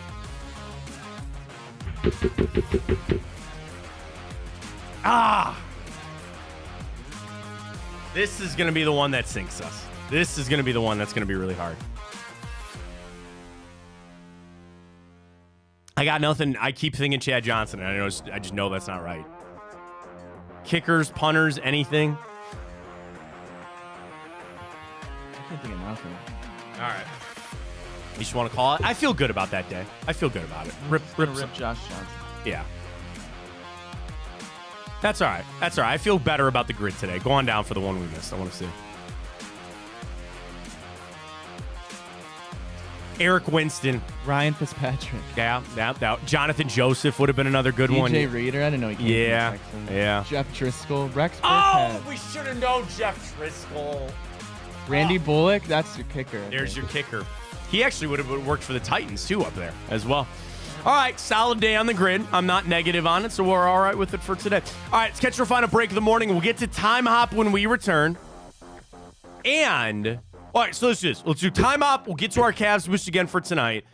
And I've got a story about really the degradation of our society. And it has to do with Disneyland. And something that they're putting the clamps down on to stop people from doing. It's actually kind of disgusting. I'll tell you what it is. We'll get to all of it. Wrap it up next. Stay with us. Fontana Show right here in Big Play. Well, how do they know I'm doing this? Did somebody leak this out? It's social media. Oh. It's just that's the way social media works now. I thought maybe you were just running that yap.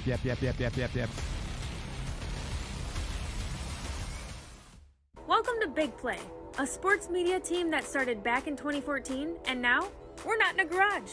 Look at us, incorporating some of Cleveland's favorite sports personalities, bringing you fun and compelling content from downtown Cleveland. Coming to you live from the shores of Lake Erie and Burke Lakefront Airport, join Team Big Play for all the best sports talk in Ohio. Check us out on social media at Big Play, bringing you fun and compelling content from downtown Cleveland. Anthony Schlegel, just how physical he was. You saw the girth and the power and everything he was bringing to the table, especially when he was a nice beefy 255 playing middle linebacker. We were called soft last year. You don't want to be soft, especially when you come to the playoffs. So that's going to be a process throughout this season of establishing us as a harder team here in the How does an Ohioan build the perfect parlay? Who's got something? Big guys looking for long odds. The kids in Columbus are covering better than anyone. And at even odds. If it's even, I'm leaving. Listen, our championship DVD starts today. All right? Dude, I just got an invite to a Cincy playoff watch party. Shut up. Cincy, State, Cleveland, the perfect parlay. I'm a genius. For the best odds on Ohio sports, bet with your cojones. It is Spanish, dummy. Bet with Typical Sportsbook. I don't buy into this nonsense, this conspiracy nonsense that he's got his money and he's dogging it. That's ridiculous.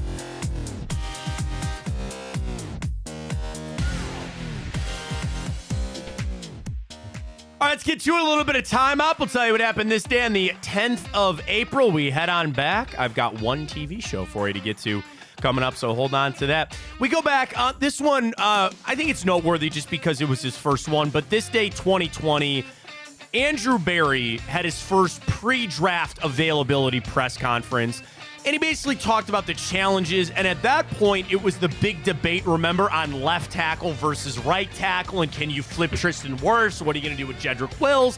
So really not much to dive into with that, but I think overall, you look at Andrew Berry, what'd you say he's grading out to? A B? B plus in the draft? Just in the draft. Just strict draft picks, not trades, not... B minus. Okay. All right. Hits and misses. I mean, that's how it goes. I don't think he's had a glaring miss. He's that not would be a good question, Matt. What's that? To the people. Well, we can do it getting into draft week next week, yeah, the week after let's that. Remember that. Like, what would you say strictly on his drafting? Has he had a glaring obvious miss other than Anthony Schwartz? And that was a third-round pick. People act like Anthony Schwartz was the 8th overall pick. He wasn't, okay? Third-round pick, sure. I don't think he missed on Greg Newsome. I don't think he missed on Jed Wills. Those guys maybe aren't exactly what you thought. He hit on Jeremiah Usu-Koromoa. He hit majorly on Grant Delpit and MJ Emerson. I think he hit on Jerome Ford. Obviously hit on DeJuan Jones. I think he's a little higher than that. Personally, that's just me.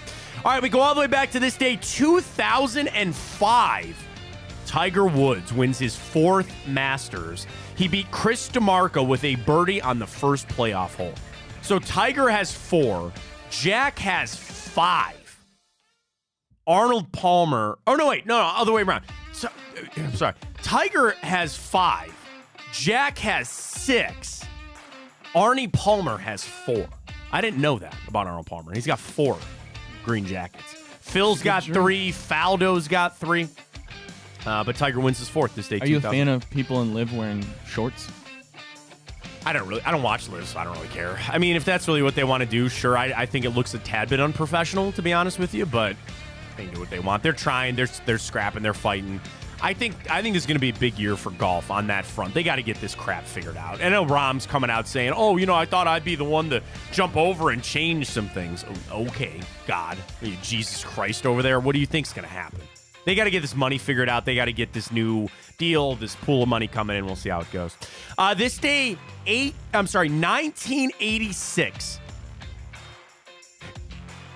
Famous line from The Hangover when Alan goes, "Hey guys, is Halley's Comet tonight?"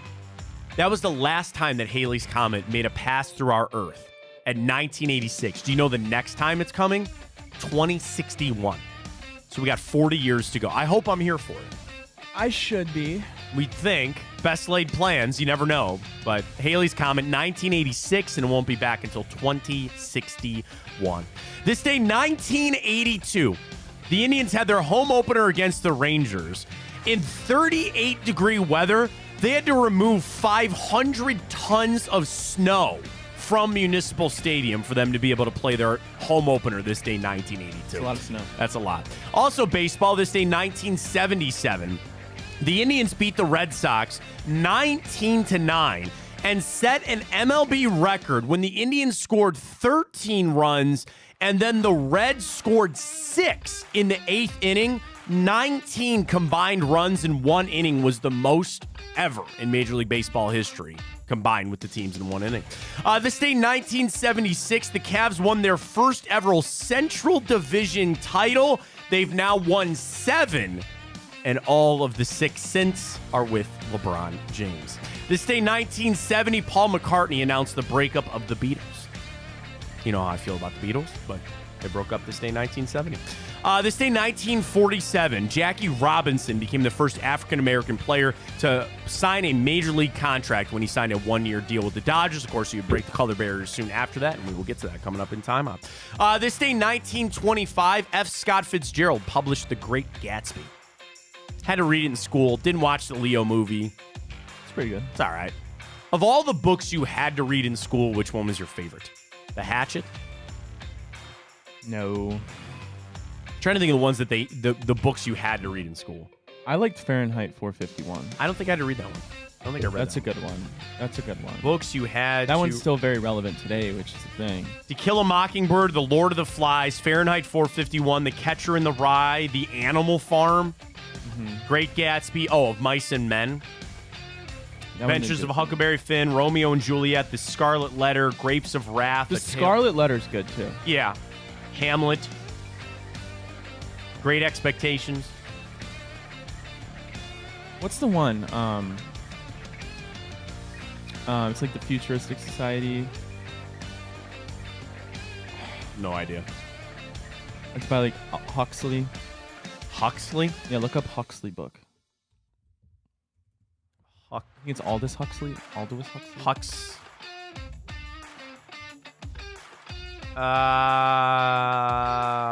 I don't know if I got anything for you here.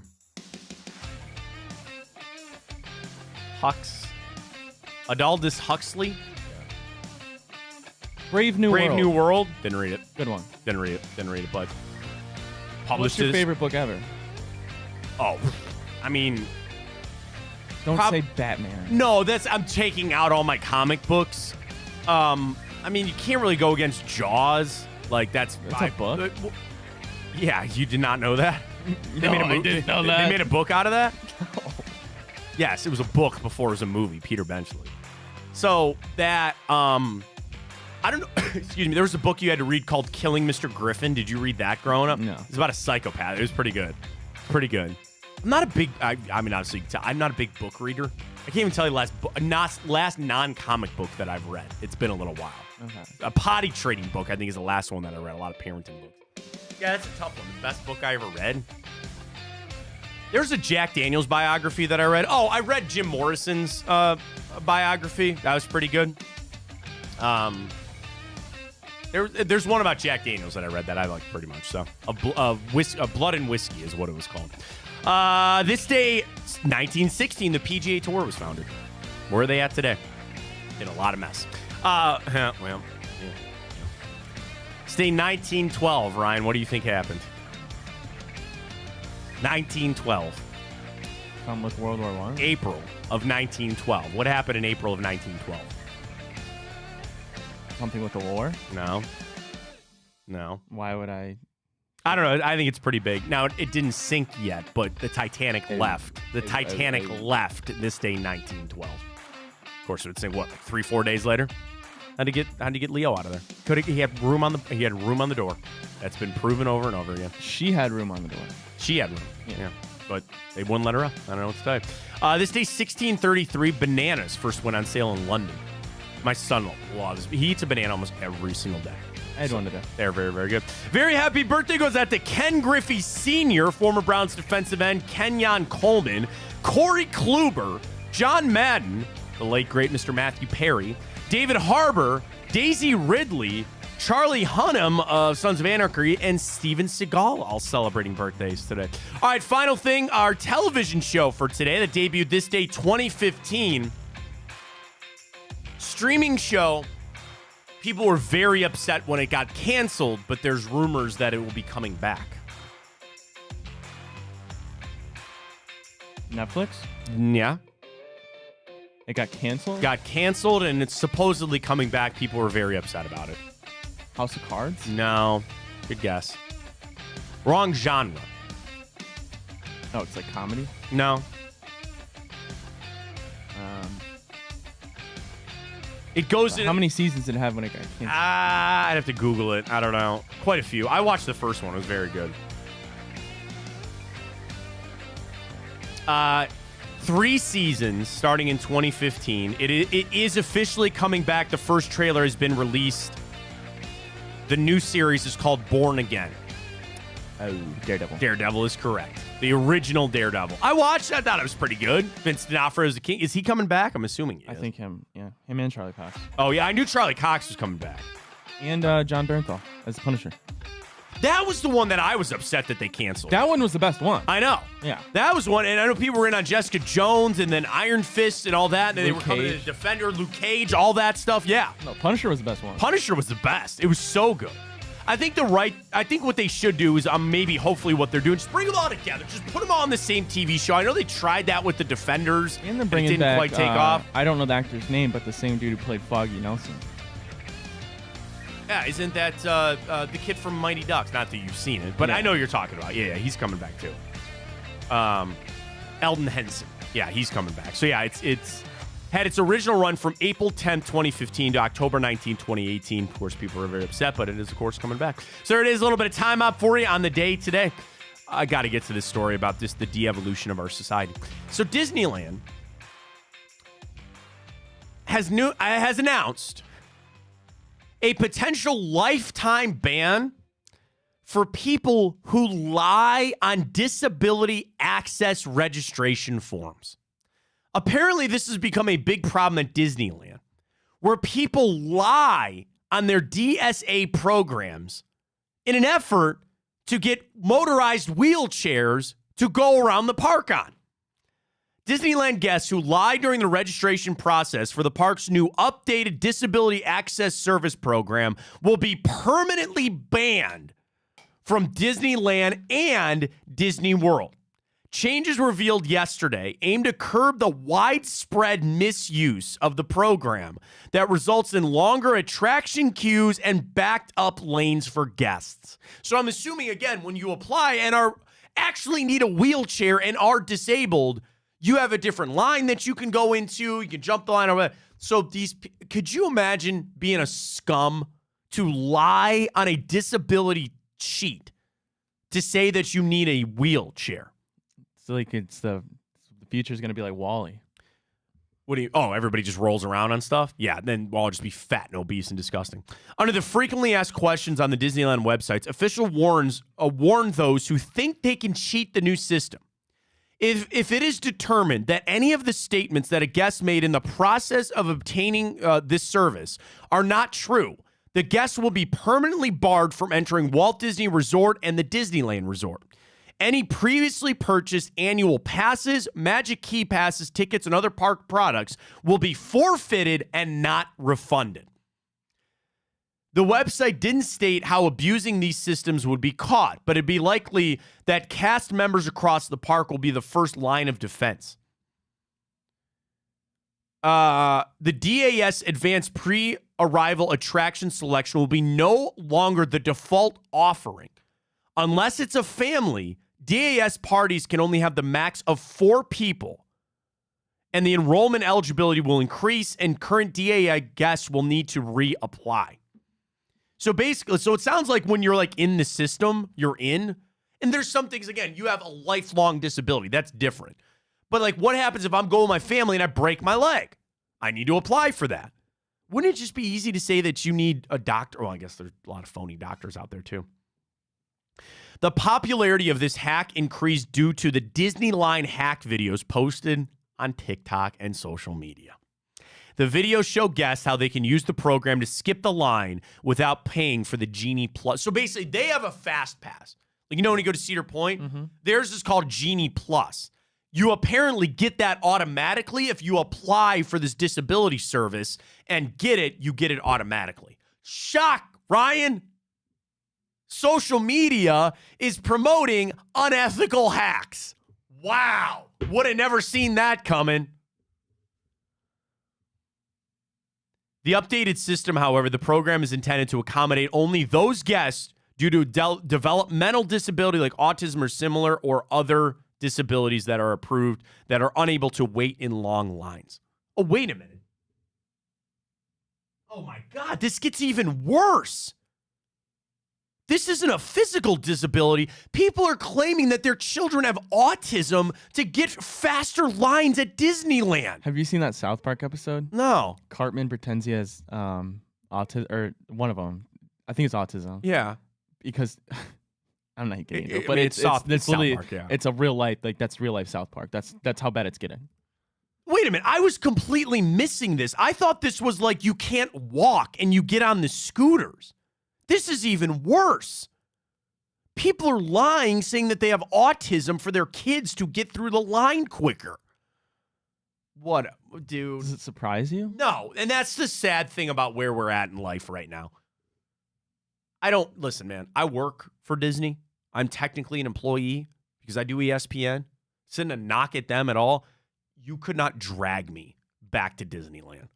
And people say, what about your kids? Maybe because here's the thing. In 6 years or something, you know, my son will be 9, and he comes up, Dad, all my friends go to Disneyland. Can we go? And I'm gonna have to heartbreak to tell him no. Be like, no, I'm out, man. I'm out.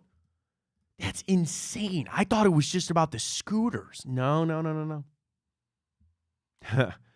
According to officials, the program use has tripled over the last 5 years. Now, I will say I understand that there also are there's new things on the spectrum, and there's probably, unfortunately, an increased amount of people that are on the spectrum. So you got to leave room for that. But you also got to leave room for these idiots on TikTok going, hey, man, you just want to skip the line. Just tell everybody your son has autism. That's terrible. That is absolutely terrible. That's awful, man. TikTok sucks. That's why they're trying to ban it. They should. I'm not on it. I don't really care. So I'm all for banning it too. Get rid. But then you get into the slippery slope, and once they ban that, what else are they going to ban? Stop that. All that. Mo Hurst sent a funny tweet. He just goes, I told everybody I tried to tell everybody we were going. Because Mo Hurst said the Browns are going to go to Brazil, and they're obviously not. So that's it. Final thing on social media. You watched the Joker trailer yesterday? I try to avoid trailers. That's fair. You don't want to get things spoiled. It didn't show too much. A lot of dream sequences, because, I think. Dude, the Batman trailer, one of the Batman trailers. Yeah, huh? It was the whole scene of when they were in the church, right? I got ruined. Like the whole thing where he had a bomb strapped to him. Like I was like, why would you put that out in a trailer? That was one of the best scenes. I know this movie sucked, but Batman vs. Superman. What did they show in the first trailer? The Robin costume. That's what I'm saying. And I go, oh my God, we're getting the Killing Joke. Or not the Killing Joke, Death in the Family. Oh my God. Didn't even mention it. Wasn't even brought up once. I can't tell you how much that upset. I cannot tell you how much that bothered me. So I try to stay away from trailers. Yeah, fair enough. It was good. A lot of dream sequences. Harley Quinn, Lady Gaga looks really good, though. So it's exciting. You know what looks really good? Our bracket of the week. Oh. Oh, sorry. Our boost looks really good, too. Bob Feller, Jim Tomey advance. I threw a curveball at Ryan. Yeah. Vote on your favorite Indian Guardian of all time. Bob Feller, Jim Tomey advanced properly. Do you know who they defeated, by the way? Yeah, Bob Feller went ahead and beat Omar Vizquel, Sam McDowell, and my boy Grady Sizemore. Okay. And Jim Tomey beat Manny Ramirez. That was close, though. Stan Kovaleski and CC Sabathia. All right, tonight we got, I'm trying to read it on our new system here. Jose, Albert, Sandy Alomar. Oh, Travis Hafner. It's still not big enough. We need a bigger computer here. But anyway, then Group 4. Tell everybody Group 4. So Larry Doby, Kenny Lofton, Bob Lemon, and Corey Kluber. All right, so vote on that at Matt Fontana's show. Get it up, get it rocking. We'll announce our winner later. And then speaking of winners, Tipico. Let's go. Here we go. Folks, get signed up. Tipico, Fontana 100. Use that code. Terms and conditions apply. If you have a gambling problem, please call 1-800-GAMBLER. 3-leg tonight for the Cavs. Boost. I didn't even place my bet on that yet, by the way. Healthy. Little Allen points, little Mobley rebounds, a little bit of over. Cooked that up to 468. I love it, Ryan. I love it for tonight. I like the over a lot. I think that's going to be my wager for today. Should I even bet on the Guardians? Do you think that game's actually going to happen? I think it might, Matt. All right. Boosts. Oh, is it under trending boosts? Our Cavs one? Yeah. Ohio trending. Yeah. Ohio trending, parlay, game of zones, MLB parlay. Dude, there's so many boosts on here. I love it. Same game parlay. Into the Hornets Nest, that's a good one. Chet Mates, that's a funny one. Uncle Drew Special. I don't see it. Oh, let me close my app out. Let me get it going. All right, I'll do it after the show. Get signed up today with Tipico. Do not forget about the Masters, folks. We can't say it enough. You have until tomorrow morning. Bet $25 on any bet for the golf tournament. If there is an ace at Augusta and you bet $25, you will get a piece of $10,000 worth of bet credits being handed out from Tipico. That's the real big boost from this week. You see it right there up on the screen. The ace at Augusta. Bet with Tipico. I got my $25 bet in. I'm going Hideki Matsuyama, low Asian player for the tournament. Ryan, your $25 bet was what? Remind me, please. I bet 25 on John Rahm to be leading after day one of the Masters. I love it. So again, all you got to do is get that in, and then you're off to the races to potentially pick up. Well, not potentially. You're going to get a slice of that pie. So get signed up today with our friends at Tipico. I love very much. Follow us at Matt Fontana Show. Retweet everything with Tipico, and we'll be off to the races. I'm feeling, back to our Twitter question this morning of if you think Donovan Mitchell is going to re-sign here or not. And we asked it because I just wanted to gauge people because, Ryan, when we get the answer, I want to remember this. I want to come back to this question and see where people were at with it. I think it's frustrating right now with a lot of people on how they, how they're viewing the Cavs. And a win tonight, which they should very well much get that win. It's all about the playoffs. Get the streak done. I'll tell you one thing that would make me feel better for tonight. Donovan Mitchell playing well. I don't know how his knee is feeling. They need to win. I need more of, tonight almost might be more of, I need to see Donovan Mitchell play well. Yeah, wouldn't that not make you feel a little bit better heading into the playoffs as if Donovan Mitchell was showing up and showing out a little bit? Yeah, I mean, they're only. Then the injury's got to be worse than we thought. Only man. hope. Yeah, it's. That's a tough one. That's a really tough one. But watch him tonight. We'll see how it goes. You should be able to get it done, and then we'll go a little bit of guards. I didn't do any guards boosts for tonight. Let me see what we got in Tipico here. They got to be favored. I'm going to take them minus a run and a half to get right. Who's on the mound? It should be Bybee. It should be Tanner Bybee tonight. My boy. So I'm going to take the guards minus a run and a half tonight. Let me see here. Who's going for them? Eric Fede. 2.79 ERA over 2 starts. 11 strikeouts, 11 hits. All right, I'm in for that. But I'll take Bobby tonight for sure. And the guards minus a run and a half. Great stuff. Don't forget, Wednesdays, we got Drennan coming up a little bit later with bonus time. So check out Bruce. Big plays where he got it all across social media. It's like Twitter. An all Masters episode. Oh, Bruce, you want some? You got to tell him about that Tipico thing. That $25. He's gonna be all over that. Bruce loves him some golf, so he'll have your picks ready to go for the Masters this weekend. So check out Bruce tonight on come get some on bonus time with Bruce Drennan. We've got that, and then tomorrow we'll be back for a fresh edition of the Fontana Show from 9 to 11. We appreciate everybody's support as always. For Ryan Tyler, I am Matt Fontana. As always, take it easy.